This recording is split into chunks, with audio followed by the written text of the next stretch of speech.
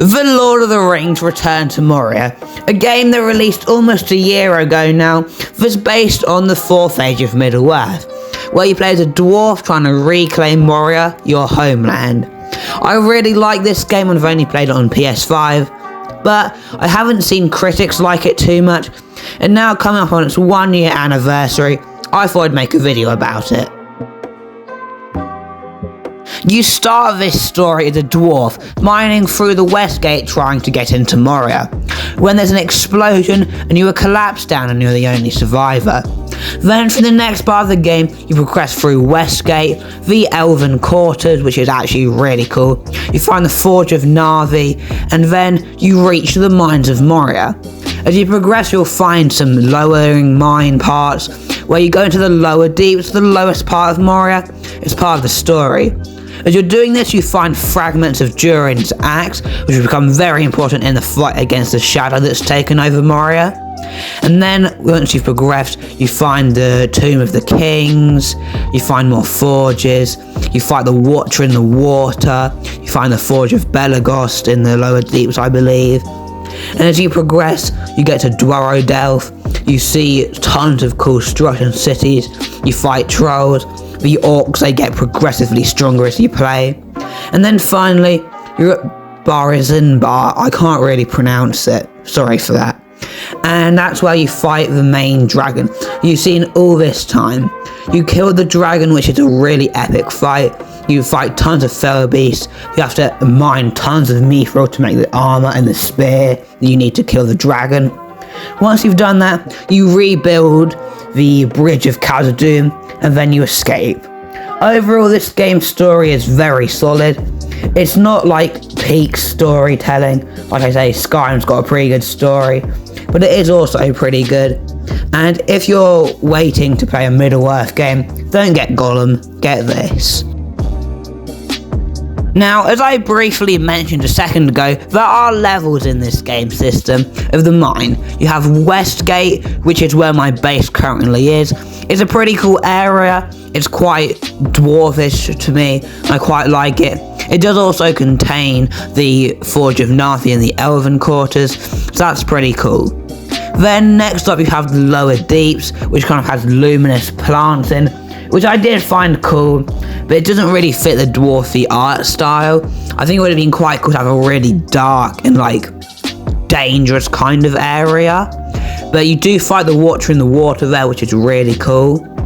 Once you've gone through that, you'll find like the Tombs of the Kings with all the Durins in. And then you'll find the Dwarodelf, the Eastern Stairs. You build that, you go through some orc camps, then you're in Dwarodelf. You see the dragon break the Bridge of Khazad-dûm, and then the Dwarodelf is probably my favourite level. It's quite dangerous, it's got a lot of Uruk-hai in, and a couple of trolls, but it does look really nice. You can find references, which we'll talk more about later, like Boromir's shield and stuff like that. And then finally you have the last level, which is probably my least favourite, being Barizinbar. Basically, this is where you fight the dragon. It's got the mithril loading, so that's where you find the mithril. It's got a couple of cool forges. The orcs are quite cool down there, but overall, it's not my favourite. But there are quite a lot of cool parts of it. So that's going to be it for 2 levels. Now, let's talk about the combat. The combat in this game is generally pretty simple. You've got your swords, your shields, your axes, your crossbows, you've got your bows. Pretty cool array of weapons there. For an oaken shield you can craft, which is pretty cool. The roll mechanic that's pretty much standard for any game nowadays that has combat in. So it's pretty cool generally. Fighting trolls, I would say, is the funnest, because they can actually really hurt you late game, so you actually have to be a bit careful. But by the time you have anything like Belagost armor, most goblins and orcs, if you play it well, aren't hurting you.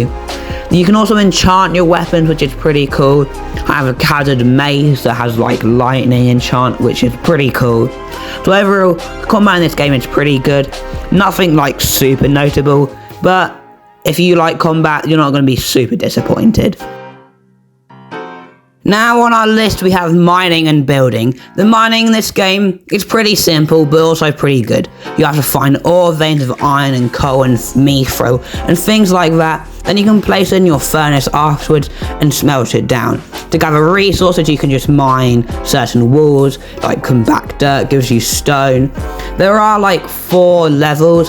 You have just like stone, then you have granite, then you have like adamant, and you have like wood, and then you have embasm wood to find in the lower deeps.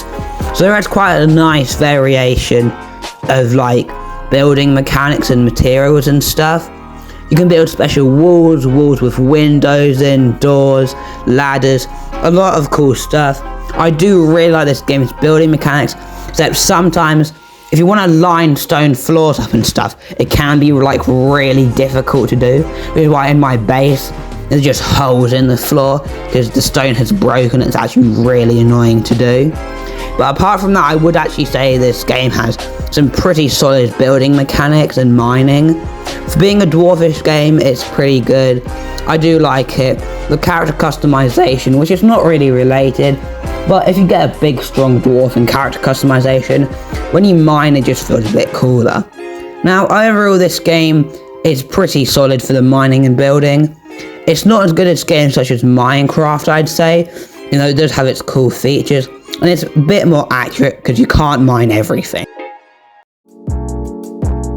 Now, generally in this game, there are quite a lot of references. You can find some Hobbit items, you can find plates in the first quarter of where the Fellowship ate, you can find Boromir's shield in the Tomb of Balin. Generally, you can find a lot of actually cool stuff just lying around in Moria. You can find the Balrog's Desolation, which is a pretty cool area. Overall, there's quite a lot of references. So I quite like it. For an oaken shield, shield is a shield you can craft really early game with some wood planks. And I count that as another reference to like The Hobbit and The Lord of the Rings. So generally that's pretty cool. The lore in this game I would say is pretty good overall. It does kind of stretch it by having Gimli still on Middle-earth, which we'll see at the end in the ending cutscene. But he should be really gone. He should have gone like a 50 to 100 years earlier, before they actually started to try and reclaim Moria. But then I do think it's pretty cool they got the original actor for Gimli to do the cutscene voice lines for this, which I'm really happy they did because it does feel really cool when you're listening to him. Then overall I think the lore in this game is pretty good. It's much better than Rings of Power. Just finished season 2. They discovered the Balrog 4,000 years early. Like, how does that work? How does that work? But overall, yeah, I'd say it's pretty good. I give it a 7 out of 10. It's not got anything brand new that if you're good at survival crafting games, you're not going to be like, I've never seen that mechanic before kind of deal. But it is just generally a solid game for any Middle-earth fan.